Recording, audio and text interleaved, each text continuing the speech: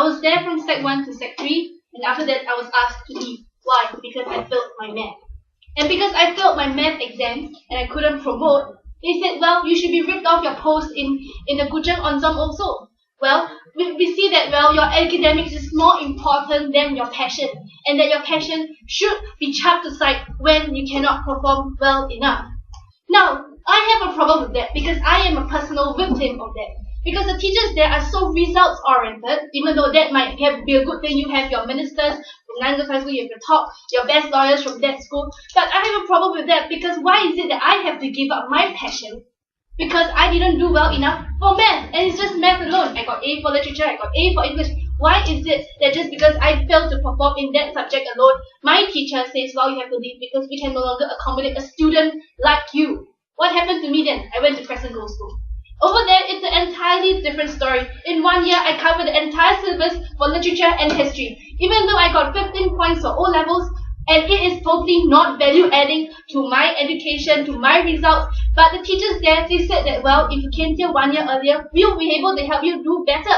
So now these teachers, this group of teachers are the ones who will not be included in propositions policy. Now, what are they suggesting? These teachers, they do their best to help me, but simply because there are other factors which hampers a student's performance in terms of academics and other areas as well. So I believe that if proposition ever has this policy in place in America or in Singapore even, my teachers who taught me in Sec 4 in Crescent Girls' School should have the most amount of monetary incentive, and yet they will not get it because I got 15 points for O-levels. I cannot qualify for a better junior college.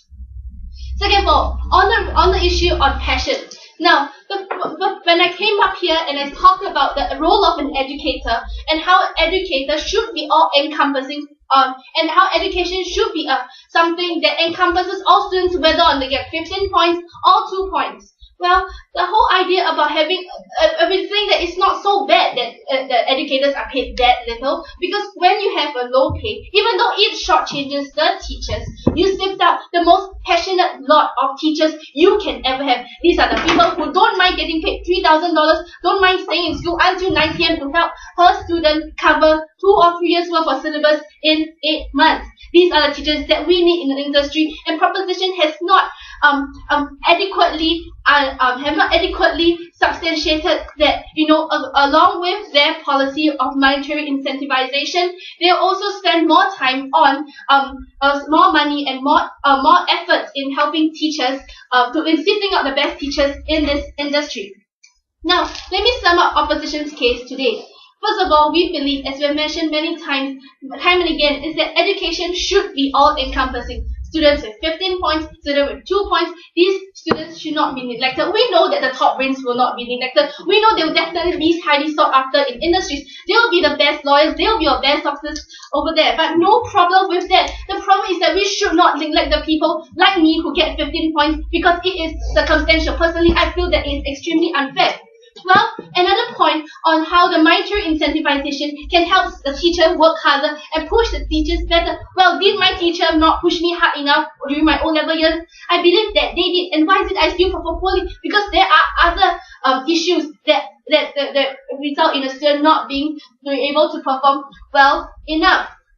On to the next point about monetary gains. Well, it is true that teachers may be shortchanged monetarily and materially. But however, these short changes in the material and intangible things are, we believe, adequately been rewarded through the intangibles such as thank yous and awards, which the ministry should be able to give out without touching the taxpayers' money. With that, please go to the opposition.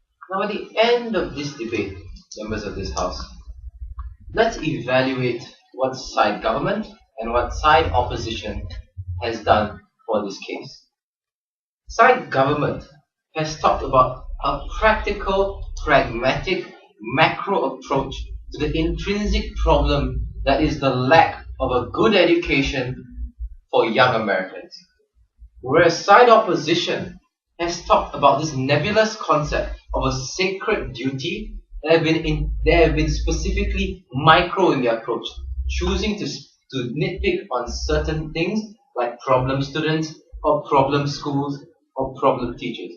We say this is a very myopic, very narrow, micro approach that has been characterized through all three speakers of side opposition.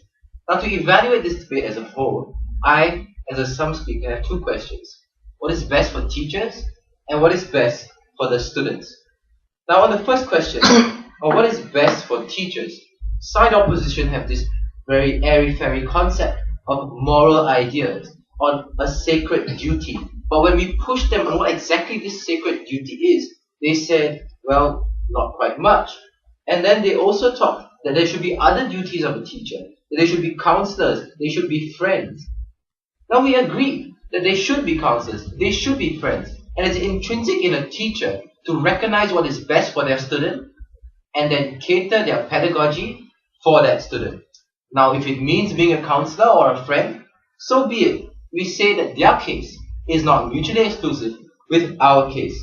And we then furthered their point by saying, yes, let's recognize the teachers for going above and beyond the call of duty. Let's recognize these teachers for doing what's best for their students, and let's incentivize them. Now we recognize that money, painted as it may be, may not be the best solution. What we feel is the most practical solution, giving them real world benefits for them to take home to their own family so that they can feed their own children because they have done a good day's work at the office. Now moving on to the second question, what is best for students? Well, side opposition has harped upon the well-being of students if teachers were to prioritize their results. They have also talked about how schools will be drained because teachers won't go to certain schools because they have felt that these schools will not give them an adequate monetary reward. Now we have already responded to this by saying that we can evaluate students and teachers based on what they value add to their academic scores. They, when pushed on this, said again, very little. Whereas we, as side government, have talked about the allocation of resources, how prioritizing good teachers across all schools, both public and private, will make it beneficial for their students to get better education, to get a better shot at life, and also to cut any excess spending and rechannel these spending into schools that do deserve it, schools on the brink, schools that can't afford chalk for their chalkboards. Yes, by cutting off the pork, we can then reallocate the money to these schools. So on two levels, firstly, what is best for teachers? We have shown you that our side benefits teachers both monetarily and for what is best for their career. And what is best for students? We have shown you how incentivization and the allocation of resources will make sure that these students, the youth of America, have something to look forward to when they apply for higher education. We feel that our side has thus upheld the spirit of the motion.